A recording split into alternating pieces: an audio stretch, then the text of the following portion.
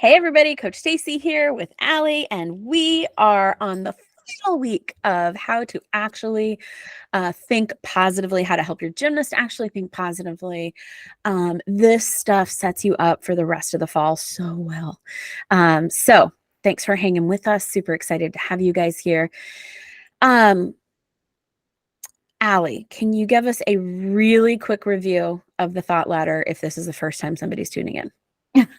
I will do my best, but you should definitely go back and listen to the rest of the month. But the idea of the thought ladder is you have a gymnast, or you honestly have a current belief that is holding you back or limiting you from reaching your full potential.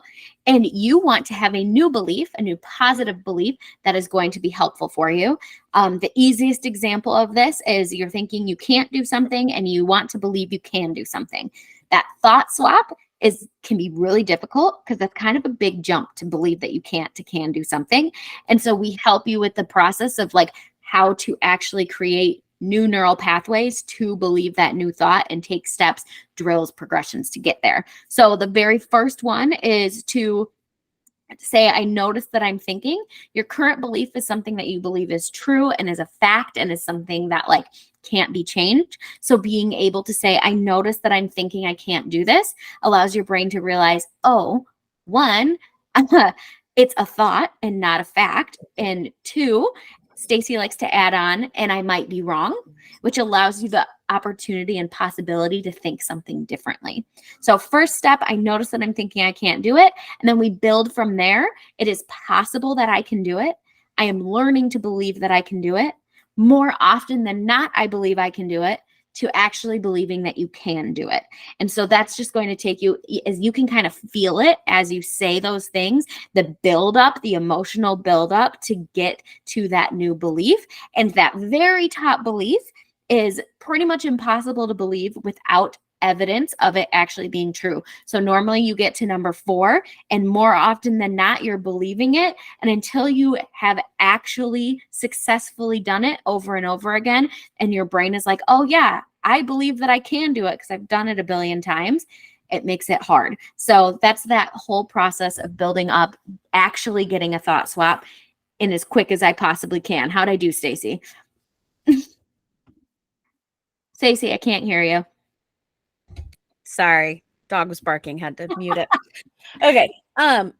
Yes, absolutely great job. So what we're doing this week is finishing it up. How do you actually get to the top? We gave you strategies last week. We just wanted to give you a few more this week, and wanted to focus in on some of the things that you can do as a coach. So one of the first things that's really powerful is you believing for them that new vision.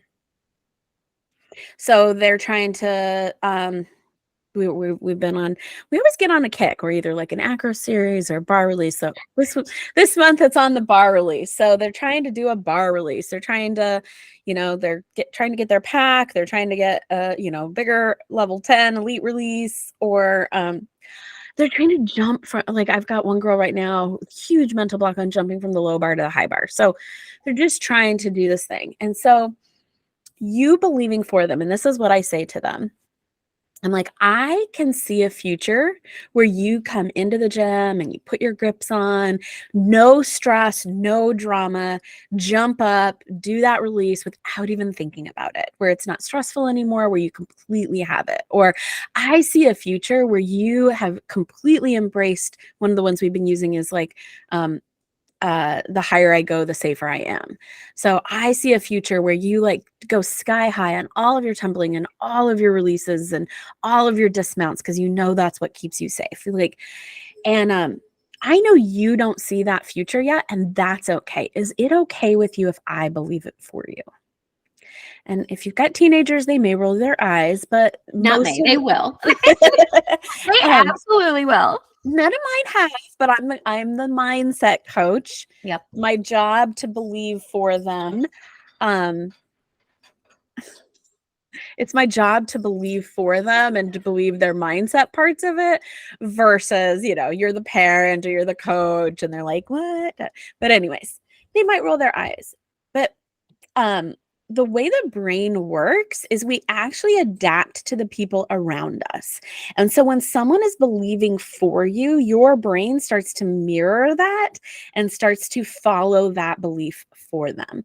And so it actually like isn't just like it encourages them, it literally helps start imprinting on their brain this idea that this future could be real and could be true. And the more you believe it for them, the more powerful it's going to be for them. When you're believing it for them, you're going to say a lot of things that you won't even think about. You're like, well, when you get the skill, or, well, when we have this, we're going to, oh, well, when it's easy again, then da da da da da. Like, it'll just become really natural for you to talk in a way that will just like push them along. And one of the other subtle shifts of this is putting it in the past tense. So, you don't want to go so obvious that their brain rejects it. Well, I know you used to struggle with this. And they're like, used to, I still do. But one of the things you can say is have been. I notice you've been struggling with this. I notice you have been thinking. I notice, or, like, well, you have been doing this. And it still puts it in the past tense in a way that isn't like rejected by the brain, because it isn't saying that the future won't happen, but it's subtly suggesting to the brain that that is past and that they can move forward. So these are like psychological principles that you can use to begin to help your gymnast move through the ladder, just in how you're talking to them. And I just want to throw in there too, like, you truly do want this skill for your gymnast. Like, as a coach, I mean, I know we get very invested in this, like, I want her to catch so badly, like on releases and like all the videos of girls when they catch their first one and everyone's screaming and it's like a super fun moment. So when your gymnast is consistently not catching, it can feel frustrating for you, right? And like disappointing, frustrating, whatever you want to label the emotion as for this. And so if you're coming from a place of believing their thought for them, that they're going to get this skill, that it's going to be easy for them, think about how you're going to show up as a coach. If you are standing there and they're not catching and they're not catching, and you're like, I'm so frustrated they're not, that shows, right? How we coach, how we say things, what we do is different than when we're like, oh, she's totally going to get that. When you're in that mode, then you're opening your mind up too as a coach to be able to show up in the ways that you want to. So it's not even just important for her. It's helpful for you to enjoy coaching more. And then it also, I believe, truly helps you be a better coach in those situations. And you may have to do your own thought ladders to get to the place where you believe this for them. You might be like, she has missed this so many times. I don't. But here's one of the things I want to go back to that we talked about in lots of past podcasts. But the thought starts first. So they have a thought, subconscious or conscious, that they can't do this. And that feels defeating, incapable, which causes them to take the actions that get the result for them that they can't do it. So even though you may have evidence, just as much evidence as that gymnast have that they can't do it, unless you like really know, like, yeah, physically this kid is not capable, but even that, I'm telling you, the mind can make your body do crazy things. So the reason they can't do it is because of the thought that they're having, not because they're incapable of it. And when they can change those thought patterns, they will then be able to do the actions. So even though you as a coach might have so much evidence that they can't do it, you need to know and understand and believe for them. It's not because that's just true. It's just because they have a thought that's been creating that result for them. And when they can learn to change that thought to something new, the result will change. Mm-hmm. And I mean, you guys have seen it, right? You have those kids who are not that physically talented, but they've got a rock solid brain and they believe they can do things and they work super hard at it. And they're like, I'm going to keep at it till I get it no matter what. And I remember when I was coaching back in New Mexico, our highest level girl, like she was a good gymnast, but I mean, she got up to like level 9. And I mean, I would have said back when they were level 5s that she was like middle of the pack, maybe, you know? She wasn't the star. Mhm. We had many other more talented gymnasts along the way, but she had a rock solid mind, still does as an adult. She's just like accomplishing unreal, amazing things, and she just goes after it. So all the evidence that you have, it's not true.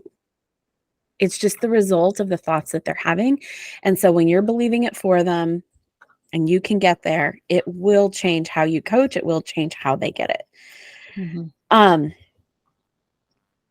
The thought that somebody else believes in us is often a thought that we can take on to believe in ourselves until we can get there for ourselves. So I can't tell you how many times kids are like, well, I think I'm in danger, but my coach seems to think that I've got like that I'm ready for this. So I know my coach has the best at heart for me. I'm going to believe her that I can do this. Like I hear that at least a couple times every week as a reason that kids can then like take that on. Yeah. Okay, the next thing I want to attack here. We're kind of a little all over the place, but it's all the things that come up when you're trying to move up the ladder. It's the idea that once you move up, you're never moving back down. Yes.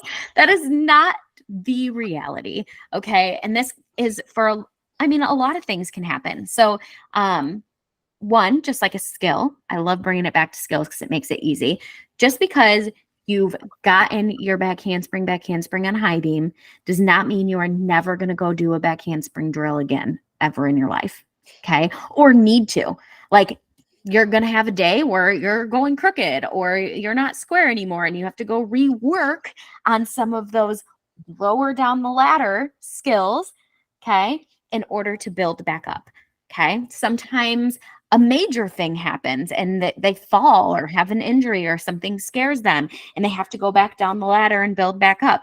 Sometimes they didn't get a lot of sleep. They're just having a bad day and it's hard for them to focus, right? Like, it doesn't have to be some big dramatic thing that drops them down the ladder. It could be, but it doesn't have to be. But they're going to shift, especially when they're in that middle zone.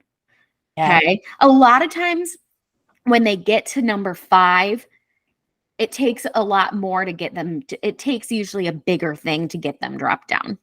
But when they're in that middle and they're learning and they're figuring out and they're processing that, they're going to move up and down the ladder and it's going to be okay. And they will move back up again. And you are there to just support them in that process. Maybe just ask them, like, where are you at on your ladder today? Is that different from where you have been? How can I, like, let's talk through that. And just like being really open about that and being okay with that is going to make the difference for them. Being like, well, you believed it yesterday. Why don't you believe it today? Is going to be one of those things where they start being like, well, I should believe this. I should believe this.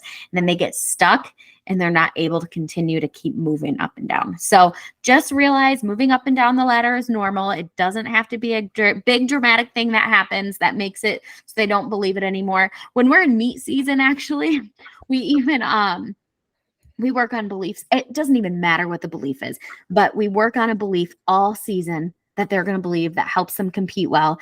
And then what happens, state or regionals or a qualifying meet comes up and we have to redo the whole thing because now this meet matters. Like the meet feels completely different, right? And they're literally doing the exact same thing, just at a meet that's labeled a state meet or a regional meet or a qualifier of some sort. So just like it doesn't matter what the belief is, they're going to move up and down on the ladder, and just having the ladder and practicing moving through it is going to help them come back to where they want to be and what they want to be doing. So Stacy, I think we had talked a little bit about moving up the ladder last week. I think that Stacy has another really great tool that helps them move from one step to another, or that can help them when they're really oscillating. Yeah. So the last one is basically coming from the idea of the person who's already accomplished it. So it's looking into like when I am the person that has already accomplished that, and that's even one thing. What do you think that the person when you have gotten this skill, you're going to be thinking about this? Like, the person who's already accomplished it, embodying that person, like stepping into the thoughts, feelings, beliefs, behaviors of that person before you get there. And one of the exercises that we do to that is like on a scale of 1 to 10 today, how close are you to believing that new belief? And then on that scale of 1 to 10, what thoughts would you need to think to move you closer to a 10? Or what thoughts might the person who already is a 10 be thinking right now? And either one of those, but it's this idea of like every single day, just where am I at, scale of 1 to 10, and then what thoughts would I need to think to move closer, and what thoughts would the person who's already a 10 be thinking? Those two things can be helpful exercises to doing this. And if you're doing this as a group in the gym, this is kind of things that you can do like as group brainstorms, where you can like take one person's example or take a more generic example and then be like, okay, everybody, like, what would somebody who already believe this be thinking? What would be the thoughts? How would they? It can be even fun to like, okay, so I want you to imagine they walk into the gym. Like, what do they? Oh, they walk in and they're like totally relaxed, talking to their friends, like put on their grips, they chalk up, they get up, and like what would they be doing? What would they be thinking? And like really helping them envision that person and then envision themselves as that person. So that's kind of the last one. Those are just a lot of different ideas of how to help them move up the thought ladder. But the biggest thing to take away is that getting to a new belief is the most important thing for getting that new action or those actions and those results that you want. It's the belief that drives it. So changing the belief and doing the work to change the belief is as important as doing the physical work to change the body. And one of the best ways to do that is to do drills and then progress up bit by bit till you get to the top. So that is the thought ladder. That's the Actually Think Positive. And we have a podcast where we teach this to the kids. It's called The Secret Podcast. The link will be in the show notes. You can subscribe to that. You can listen to it as a gym. You can send it to all your kids and have them listen to it themselves. But if they are learning this also, it's going to be easier for you to talk the same lingo and talk about it in the gym together. And then if you give us a review and then you email us at theteam@gymmindsetacademy.com and a little screenshot of the review. It doesn't matter. You can give us a bad review. If you don't like it, it's fine. But if you give us a review, we will send you the link to actually get the workbook then that you can use with them for this. So we hope that's been really helpful. Any last thoughts about the thought ladder, Allie? Just use it. Practice it. Practice, practice, practice, practice. Think of it as another skill that you are teaching in gymnastics. And that is going to really help your brain wrap around it, because we think of the mind as this very simple thing to make changes and to do things. And it's very complex, just like any skill. And just reminding yourself of that when you are feeling frustrated with the gymnast who can't just think positive, or when you are in those moments. So, yeah. It's worth the work. And a lot of times you can take a kid who's been trying to get something for a long time and they do this work, and within a couple of weeks, everything's there. So it's worth the work. And yeah, we'd love to hear from you. So next month we are jumping in to a topic that we got to speak at National Congress about, which is gym life balance. And we talked more about how to help your kid not suffer from burnout, but really just this idea. It's September. In a lot of parts of the world, they're going back to school. They're trying to deal with schoolwork and getting their skills. And now all of a sudden they're like, oh, shoot, like I'm scared about not having all my skills ready, and I have all this homework and I can't handle everything, and they're tired. And so we spend the month teaching them how to have gym life balance. I actually do time management with entrepreneurs. So we teach a lot of time management skills that they can use for the rest of their lives. So that's what we're going to be teaching you guys next month on the podcast. And you guys can use them for yourself in time management, because it's the same gym life balance problem that kids have. Gymnastics coaches do too. So looking forward to talking about that next month. See you guys there. bye. Bye.